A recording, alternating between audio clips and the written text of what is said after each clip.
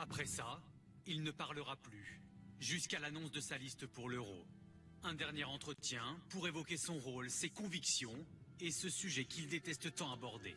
Pour parler de moi, j'ai rien à dire. Je regarde pas derrière. On se plonge quand même un petit peu dans le passé? Pourquoi pas?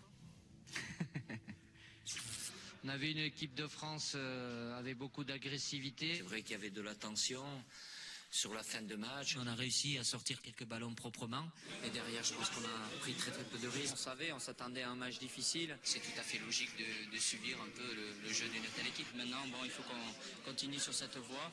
Et puis tout ira bien, je pense. Ces mots, ces intonations traversent nos esprits depuis plus de 30 ans. Mais qu'a-t-on compris de lui? Ah, mais c'est un mystère énorme. J'ai passé 8 ans avec lui, je peux pas dire que je le connaisse véritablement. C'est dans son ADN.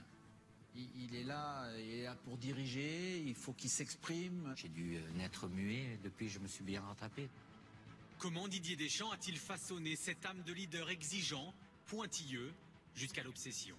Il a peut-être ce défaut-là de vouloir tout contrôler, mais au final, tout le monde en profite. Soit il veut des choses et il les a, soit il les a pas et ben il part. Quand Didier a dit quelque chose, on sait, pour qu'il revienne en arrière, c'est un peu compliqué.